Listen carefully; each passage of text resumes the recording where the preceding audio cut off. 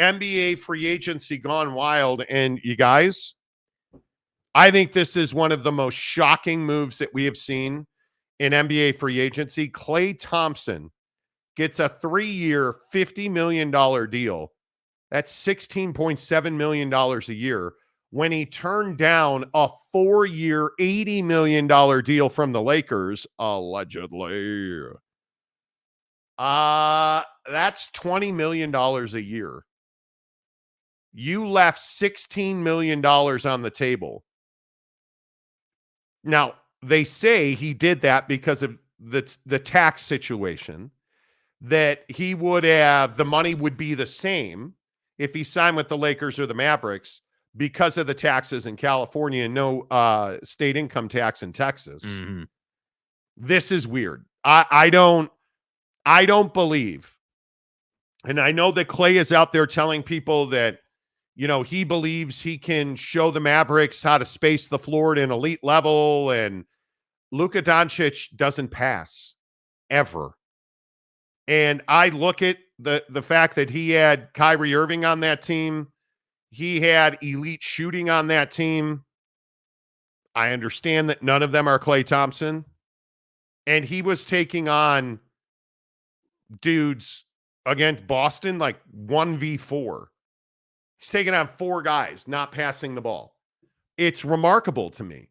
Yet you have a guy in Los Angeles, and the comment section here on YouTube yesterday was all ablaze about this. Right. You have a guy in Los Angeles in LeBron James who has never had the spot-up shooter, the caliber of a Klay Thompson. And when he had somebody of that ilk a little bit, which was KCP, they won a championship.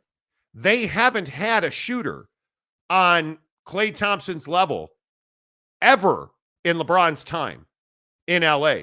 And if there's a fit for Klay Thompson, who all he would need to do is stand in the corner and catch the drive and kick from LeBron, I don't know that there was ever going to be a better fit for Klay Thompson. And it is shocking. He would have been a legacy pick. His Klay's dad, excuse me, played for the Lakers. Like, it was all laid out. And he spurred LeBron James to go and play with Luka Doncic. Jake, how much of a surprise is this? I think it's quite a bit of a surprise. I think that it's hard to understand what Klay's motivations are here. I don't understand. You know, was it a spurring LeBron thing? Was it a, you know, hey, look, I don't want to help LeBron, you know, win more rings than you know, anybody else I've played with? Was it simply, hey, I value playing with Luka more than LeBron? I find that hard to believe. And I also find it hard to believe that Klay Thompson looked at the Mavericks and said, yeah, that's a better situation than the Lakers. And yeah, did the Mavericks just go to the finals? Yeah, sure they did.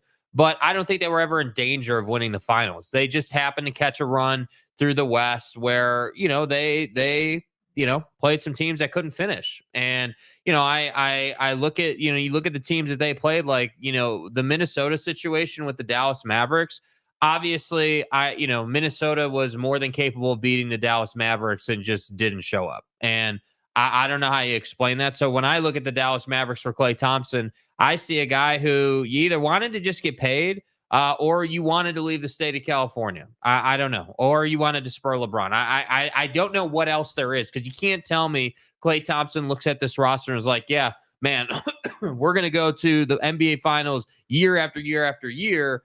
And it's going to be consistent, because I just don't believe that. I struggle with that. I don't know how Klay Thompson, a guy who's won championships, who obviously is one of the greatest shooters of his generation, looks at this and is like, yeah, I want to win another championship and I want to try to get paid. Yeah, we should go to the Dallas Mavericks. It just doesn't add up. And again, it's another one of these situations where there's the obvious option, the one that makes sense for you as a player, the one that makes sense for your legacy, like your career, and you went over here. And I just don't understand. So when Klay Thompson inevitably gets bounced from the playoffs because Luka won't pass the damn ball, am I supposed to feel bad for Klay Thompson at that point? And I also think there was a very good point made on ESPN yesterday about what the tax implications really are. Because if Klay Thompson chooses to, I don't know, buy a house, if Klay Thompson chooses to build a life in Dallas, he's going to pay an astronomical amount of taxes outside of his income tax. It's not that much of a difference unless Klay Thompson chooses not to build a life in Dallas, not to build a life in Texas. Are you telling me you go there and you sign a deal of this magnitude and you're not going to invest in the community? You're going to rent? That doesn't seem likely to me. Well, and I just love the assertion that people always make, like these guys, you can't tell me that Klay Thompson or any any player of his caliber, the top half of the league, let's say, top quarter of the league, let's say, these guys do not wake up and say, oh man, wow, I'm about to make 50 mil, 60 mil, 80 mil. Man, I'm really concerned that I'm not going to be able to afford to live in LA. He turned down. Come on, dude. Come on. It's crazy.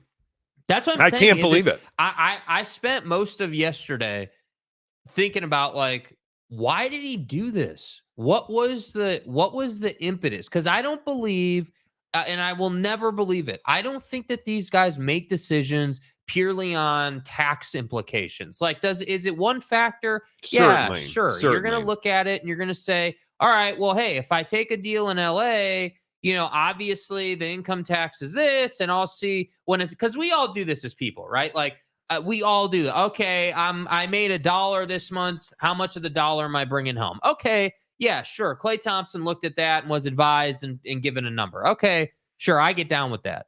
But what I don't get down with is that that's the main factor in his decision making after you've won multiple championships playing in California. Like, I just don't believe it. I can't. So if you're Klay Thompson, did you look at the Mavericks and did you say, hey, you know what? Like, these guys went to the NBA Finals. Obviously, Kyrie Irving and Klay Thompson have history together with the Cavs and the Warriors doing battle in those series. So they know each other pretty well. And then the only question that I have for Klay is, how do you see this working out over the course of this 3-year deal? Because if you think that you're just going to go right back to the NBA Finals and Bron's not going to go and improve that roster and other folks in the West aren't going to get better. By the way, who's nobody talking about? Nobody is talking about the Ja Morant situation and the Memphis Grizzlies coming back and being better. Nobody's talking about the complete picture. And I just feel like Klay, whoever got to Klay in Dallas, did a hell of a job here. Because I just can't understand why you went to Kyrie. Dallas. Kyrie Irving, according to Adrian Wojnarowski, it's a Woj bomb. Not a Shams bomb. Was that necessary? Sorry, my bad. Anyway, you hate. I don't know what your deal with Shams is, but according to Adrian Wojnarowski, Kyrie Irving was in Klay's ear months and months ago about how he's being disrespected in Golden State and how he would be a centerpiece in Dallas. And I like Kyrie lobbied and worked and worked and worked. And I think he's the reason, because again, I look at the financial implications and I think it was a really salient point. Texas is one of the top 6, I think. Let's see. Here property taxes in the U.S. The highest, New Jersey at 2.23. Then Illinois at 2.08. New Hampshire, Vermont, Connecticut. And look who's sitting at the 6th highest property tax with an average annual property tax of $4,776 and the reason that matters is the mean is only $284,000, the average home price in Texas. And Texas's effective property tax is 1.68, one of the highest in the country. Oh, but Monty, California certainly. Oh my God, Monty. I I actually would tell you California is not even in the top half of highest. They're 19th at 0.75%. Do you understand how much less that is? Dude, let me put this in perspective. So let's say Klay buys a $10 million house in Dallas, right? Just to put this into perspective. If he buys a $10 million house in Dallas on that property and that valuation, paying $170,000 in property tax. Now, it's $170,000. It's a lot of money. Like, I'm not disputing that. But a lot of money to who? When you're getting paid $50 million over the life of the contract, and guys I think you're going to be okay.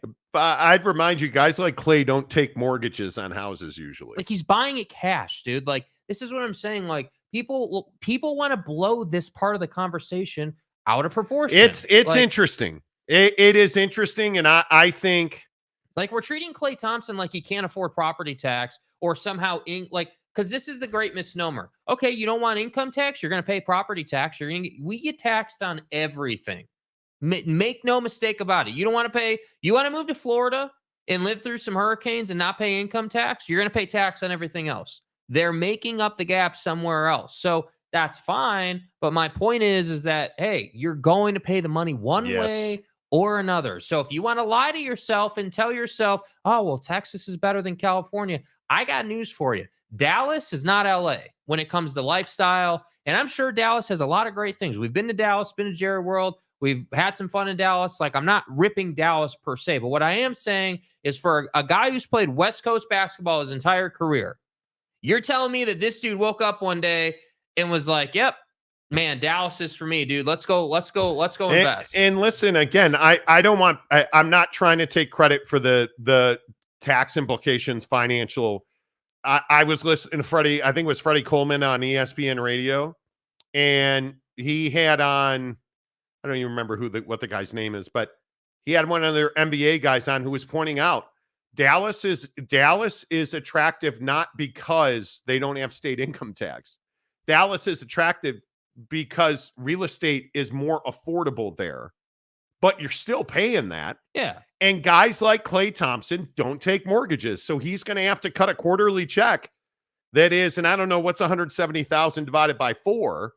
But you look at that number, $42,500 every quarter he's going to pay a check. Now, if your point is... That's a lot of bread, dude. Now, if the point is, hey, if I'm going to pay $42,500 a quarter, I want to have a property that's more spacious, that's like a bigger piece, like that's an acre. I want to have J.R. Ewing money. Like, I want to have a bigger property. Oh, money, boy. Okay, that's different, right? If you said to me, hey, I want to have space to operate. Okay, yes, then go to Texas. There's no question. It's all over the place right now. Like everywhere. Like on social media, everywhere. Everyone's talking about, hey, in Texas, there's land available. You can build a home. And typically that home's going to run you $400,000 or so, maybe more, depending on your finishes and everything. But you can get an acre or so, and you can work with that. It's affordable. So if Klay said, hey, that's the kind of life I want to live, then more power to you, dude. Go play for the Mavericks. But I don't want to hear the spin cycle around, oh, well, I've got a better chance of winning a championship in Dallas, or I've got, it's income tax. It's not any of that, dude. And I would remind you, the same $10 million house would only cost him $75,000 in taxes in California. So it is what it is. We can sit here and argue the minutia. We did this about Tom Brady in Florida. Yeah, the issue, though, is with Tom Brady or Klay Thompson, it's not clear as to why you did it. This is what I always say about athletes. When Bron went from Cleveland to LA, very clear why Bron did that. Well, his kids are coming up in the West Coast basketball systems. Obviously, his production companies and everything he does in the media. Obviously, it's easier for him. Like, it made perfect sense. Like, this just doesn't make a lot of sense to me. No, it's surprising. And now I also think the other thing nobody's talking about, it's make or break for Luka now. 100%. There's no more excuses. You've got what you need. You're now, and who knows what Klay will be, right? I mean, he is arguably one of the best 3-point shooters in the history of the NBA. I think he averages 41.5% from 3 over his career. I mean, he is an elite. He is an elite spot-up shooter. Is he still that guy? I would think he's a middle 30s shooter. The problem is the Mavericks haven't spaced the floor well. Mm-hmm. And I think when you look at what Klay brings, can they find a way to be the disciplined team that they haven't been while Luka's been their centerpiece? And I mean, what it comes down to is drive and kick. And he's refused. And he has not done that well. And the guy that does that well is Kyrie Irving. But Kyrie Irving too often doesn't have the ball. And I'm curious if this means that we will get more Kyrie and Klay without Luka on the floor. And because I think Jason Kidd has talked about that Luka was gassed. Oh, he was hurt. He was that. Well, I don't care. It's the NBA Finals. Yeah, man. we all saw Luka on the sideline, wrapped up around the ribs and limping around the floor, but have more than enough energy on the offensive end. So that's what I'm saying, man. Like it's when you look at it, take all the income tax and all the off the court stuff out of it. Look at it from an X's and O's standpoint. If I said to Klay Thompson, hey, you've got two opportunities here. Who do you, and it comes down to who's the willingness to share the basketball, because as a shooter, you need your guy to share the basketball with you. It's quarterback and wide receiver, right? You're never going to be a great wide receiver if your quarterback can't get you the ball. If Luka refuses to kick it, you're never going to get the ball. Correct. So when you had 10 3-point chances a night in Golden State and you shot 30 to 40% on those, well, you had 10 chances. So even if you were cold in the first half, you got 5 more in the second half. That's not going to happen in Dallas. It might happen the first 25 games. Oh, it'll happen. But for Luka Doncic, if Luka goes 1 of 17 from 3, he's going to get 17 more the next night. If that's Klay Thompson, Luka won't pass him the ball even less than he does now. And that's the issue. I think it's fascinating now, the pressure that mounts on Luka Doncic, and Maverick fans are when oddly spinning on Luka, bro. Well, but I understand it. He is the hero that you need. But if you are going to continue to give Luka Doncic a free pass, this is what you're going to get. Yeah. And I think it is imperative that at some point Maverick fans understand this is in Dallas sports fans. I say the same thing about Dak Prescott, but I'm on the other side of the argument with Dak. Dak's an elite NFL quarterback. Pay that motherfucking guy. Mm-hmm. Luka Doncic needs to be held. His feet need to be on the fire. You need to win at a very high level. And Luka has not done that. Well, and I think what's hard for Dallas, and this is the conversation in Boston, right? Like until this year, the conversation in Boston was, hey, is Jason and Jalen, is that, something that could win you a championship? That's what the narrative was for several years around them. And they finally got over the hump. And I think, if you're pro Luka, if you're pro Mavericks, if you're, trying to be Mr. Positive on it, your messaging is, hey, it's, he's young. We got to the finals with the group we had after we traded Brunson away, after we traded Porzingis away. Like, they had to revamp this roster a little bit and figure out what it was actually going to be. And we were able to get through the West and get to the finals. Now, we lost and obviously didn't accomplish the goal, but we feel good about where we're headed. And Klay Thompson's going to put us over the top. That's what the pro Dallas person's going to say. And what I'm saying is, if you're living in the real world, I just don't see it being that way, because I'm telling you right now, I'm not confident that Klay Thompson can play an entire season, just the same way I'm not confident that Luka or Kyrie can. Like, are they? But the real question here is, are they difficult to defend? It depends on how Luka's playing. You're not difficult to defend if you're not going to run offense. If you're just going to play pick and roll and that's it. Because if Luka's not going to pass the ball, he's not very difficult to defend. No. At all. Klay is not a guy that you have to throw multiple guys at anymore. He's not that guy. He does one of two things. He either pulls the trigger on that shot or he drives to the basket.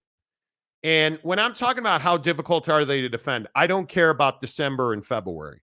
I'm talking about May and June. Mm-hmm. How difficult are they to defend for the elite teams in the league? Because Boston did not double very often. And when you look at those situations where Luka dribbled into, triples, it's not like they were like, okay, let's throw 3 guys at Luka Doncic. But when you dribble to the elbow and you're not spacing well, which is exactly what the problem in Dallas was, you're dribbling into Gafford's space. You're dribbling into places where the offense isn't meant for you to be. That's what Luka does. He doesn't care about the space. He's trying to get his own shot. And I do think that there's a conversation for Luka around, getting in a little bit better of shape and like taking care of your body a little better. And because I hear it all the time, and I'm sure it's in the comment section somewhere, but Maverick fan always wants to say, oh, well, Luka's young. He's not even hit his stride yet. He's not even in his prime as an athlete yet. And what I'm saying is that who cares? Because he's not willing to get in that really elite level shape. Correct. Like the guy clearly is, and again, hear me clearly. I'm not saying he's fat. That's not what I'm saying. He's in phenomenal shape as a human being. But if you want to go out and win an NBA championship, he specifically has to get lighter. He has to lean out. He's got to get in a place where he is durable and light on his feet, because whether you like it or not, whether you want to talk about it or not, he is a defensive liability, has been his entire career. And I don't care if you've got Klay Thompson, because Klay Thompson's no longer an A1 defender. He's not that guy anymore. So how hard are they to defend? I don't know. What kind of basketball is Luka playing? Who can they stop?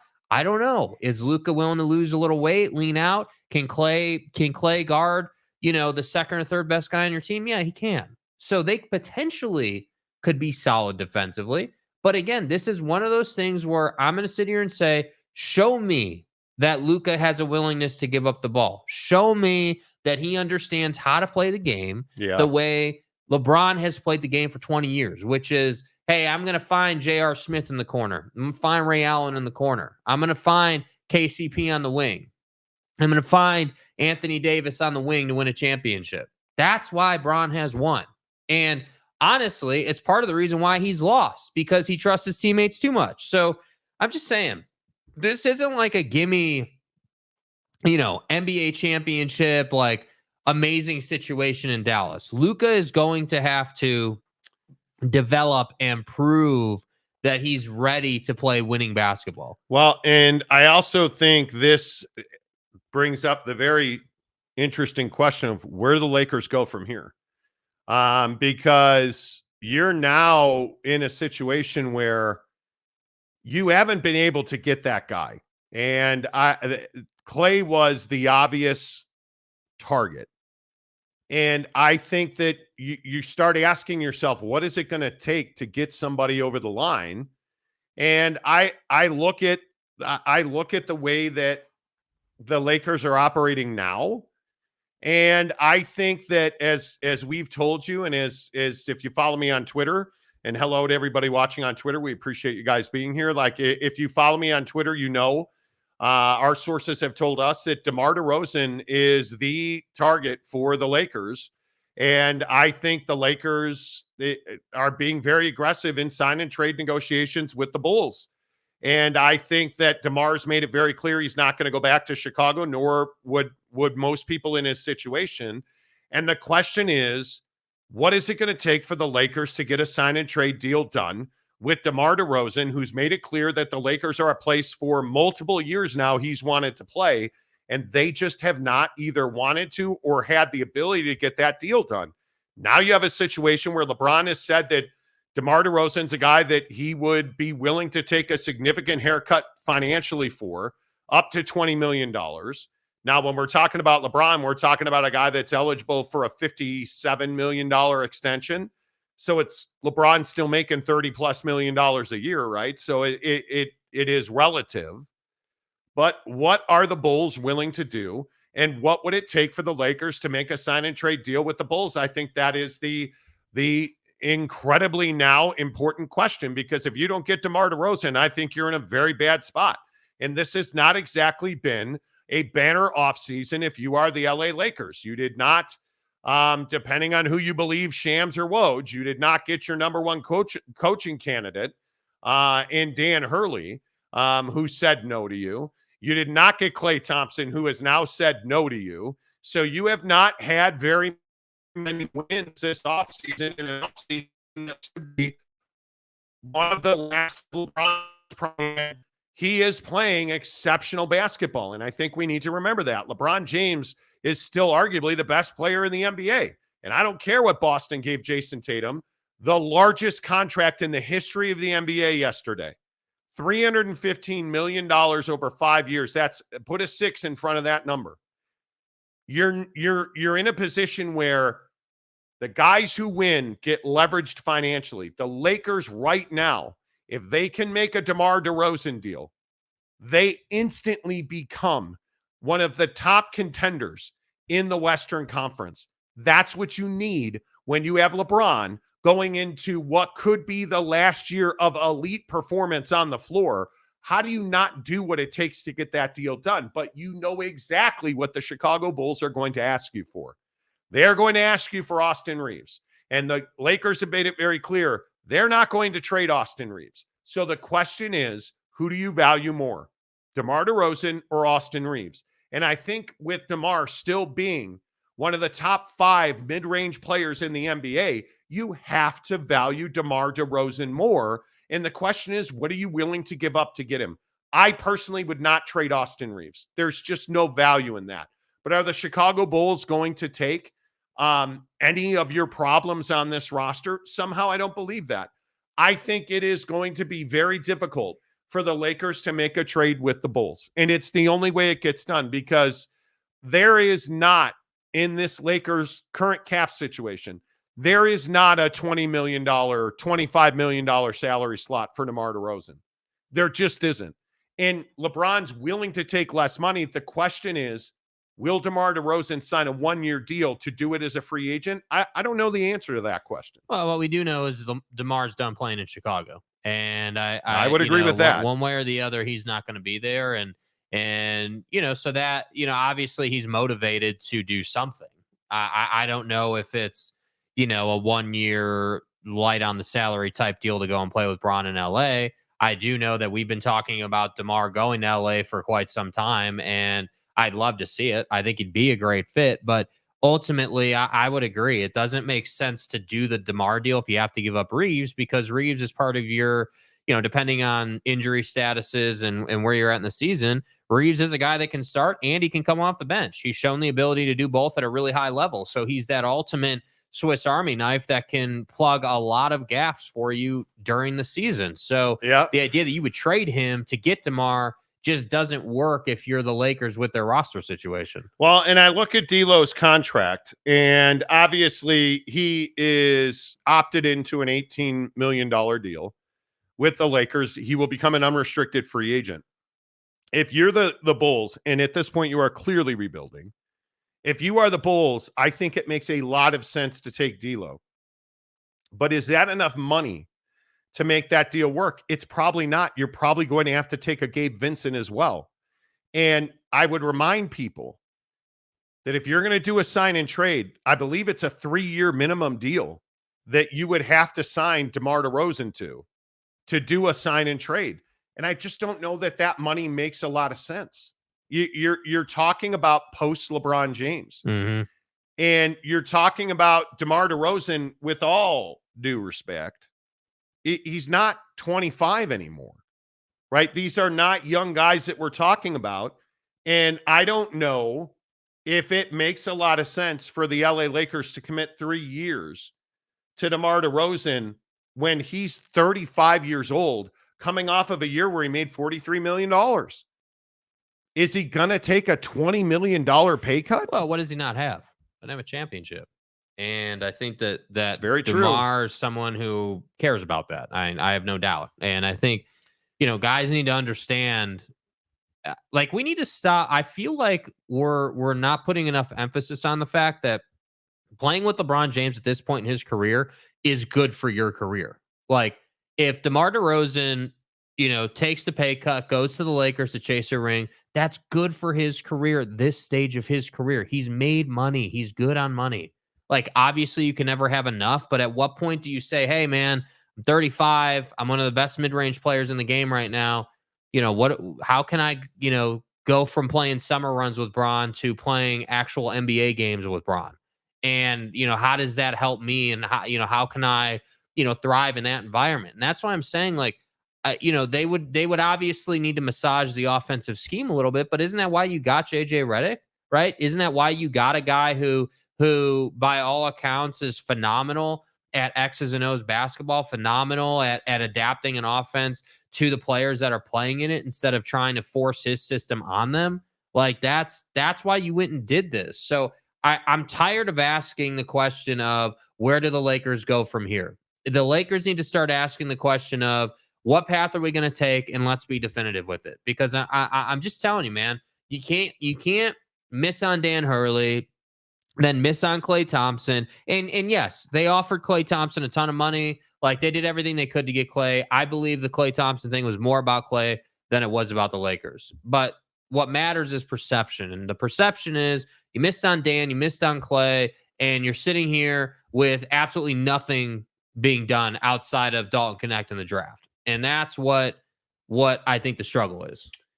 We'll see. I mean, I think it's really interesting if the Bulls will take D'Lo, and who else are you willing to take off the Lakers roster? Because again, you're going to have to sign DeMar to a 3-year deal to make a deal. Mm-hmm.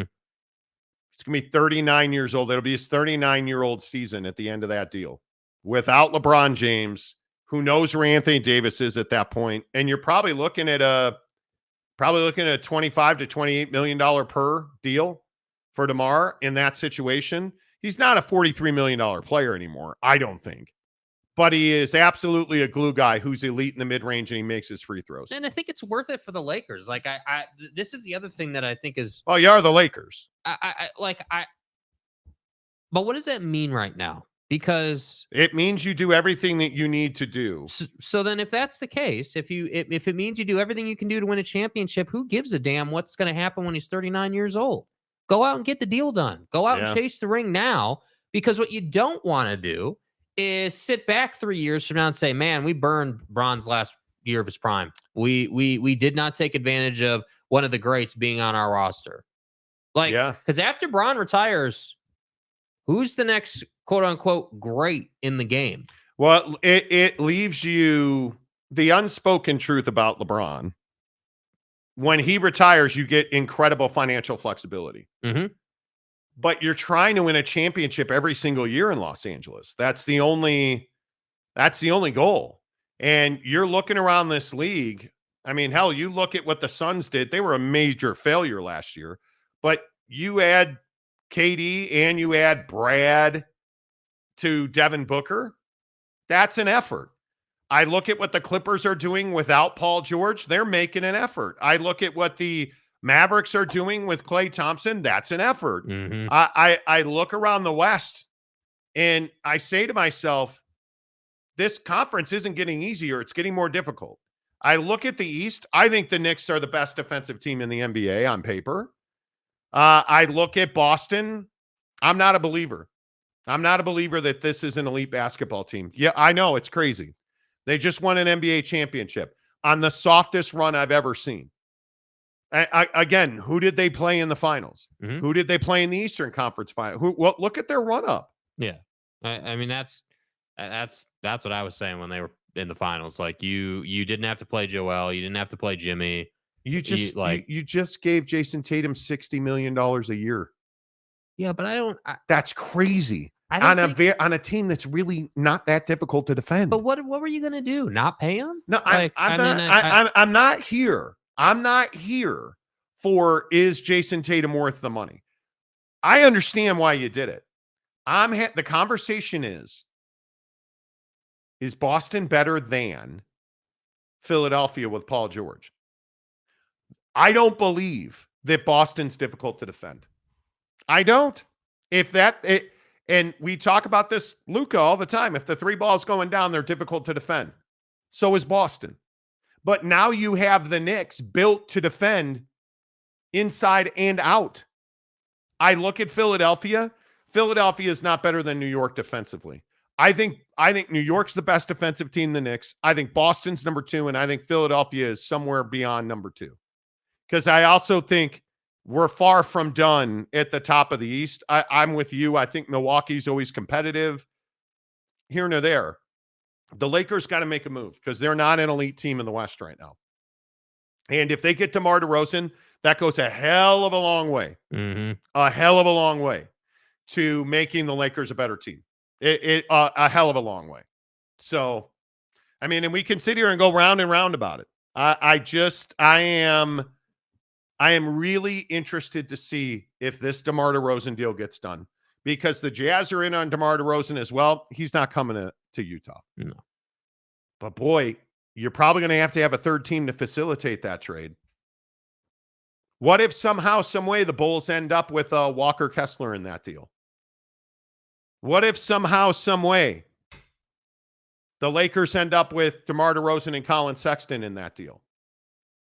And you end up with a Rui Hachimura and draft compensation in Salt Lake City. Right? Like, I mean, there's a deal to be done there. And again, the Jazz have failed miserably to improve themselves, mainly out of a lack of realism and effort. But they have failed miserably to become a contender. And I would remind you how much money Lauri Markkanen makes. Making $18 million. And I highly doubt that Ryan Smith will trade Lauri Markkanen to the Lakers. I know they've talked about it. I know almost for a fact the Lakers and Jazz have talked about that deal. I don't ever see that happening. I do see the Jazz, the Lakers, and the Bulls getting together to make a DeRozan trade. I think that absolutely could happen without question. I still to this day maintain if Lauri Markkanen winds up in Sacramento or San Antonio, which I think are the two places that make the most sense, and those conversations have been the most fruitful. Now the West is in a completely different place. Yeah. Because if you add the intelligence and coaching prowess of a Chris Paul, and then you get Lauri Markkanen, and you put that into an improved Victor Wembanyama, San Antonio is a playoff team. If you add Lauri Markkanen to Sacramento, that team is top 5 in the West. And they might be already. But if you add Lauri Markkanen to Sacramento, dude, you are in a place where... Yeah, I think nationally people have forgotten what Lauri's capable of. And he's not a 1, but he's a damn good number 2. And because of his size, he can make an impact on the glass. And I think that's what... And he shoots the 3 at an incredibly high level. That's where I say, hey, you know, Sacramento, that's why Lauri's attractive to Sacramento. The San Antonio thing, you know, I think, you know, that would be some fun. I think Lauri'd have a good time playing in San Antonio with where their roster's at and, you know, the lack of expectations, frankly. But yeah, I mean, I think Lauri on the Kings would be a lot of fun. No doubt. I think that those are the two spots I think he ends up. I've heard repeatedly that Spurs and Kings have made serious offers. It's going to take an ass load and then some to get a deal done. I mean, it's going to take a truckload. If you're the Kings, you're in a window where adding Lauri legitimately lets you say to yourself, hey, we can go out and contend for the second round of the West. We can go out and win a series, get to the second round. Oh, I think it's more than that. Well, yeah. I think Lauri Markkanen, he has added a certain level of toughness to his game. He's learned how to play with his shoulders. He's learned how to get to the basket. And what that has done is it's created doubt in the defender's mind. So his package is great. And I think that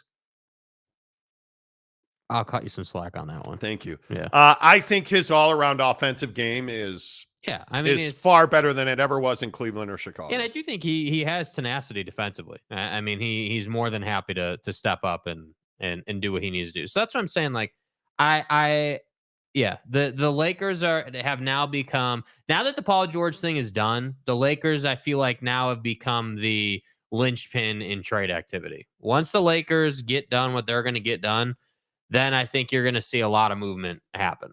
Yep, I agree. All right, let's get to work in the comments section. Coming up in 15 minutes, we'll talk Big 12 football. I know that you guys are only here. Well, this is an SEC show, so. Did you guys see in the comment section yesterday there was an argument over whether or not we talk too much NBA on this show? So wait, we've gone from you guys talk too much football to you guys talk too much NBA. How about we talk some football? That's where we are. Yeah. That's where we are. Download the Prize Picks app. Use the promo code Monty to sign up, and I'll talk anything you want, sweetheart. Prize Picks, the favorite daily fantasy app in this country. Tens of millions of people are on Prize Picks, playing every day, including Marty over here. Hey, Marty. Hey, Marty. I'm telling you, it's amazing. I love like UEFA on Prize Picks. Amazing. Ronaldo yesterday. Dude. Does soccer ever become a thing in this country? We need to talk about that too. Soccer, golf, baseball. I've said it all the time, and I know people lose their mind when I say anything bad about football, which is to say baseball is amazing on Prize Picks. Yes, football is great. Baseball is amazing on Prize Picks. Hook it up. Use the promo code Monty. Get 100% deposit matching up to $100. And let's play some daily fantasy together. I'm elite at it. And you guys know this. Pimp's going to pimp, right? When you're this good looking and your finishing package is this, come on. Yes. You know. Use the promo code Monty.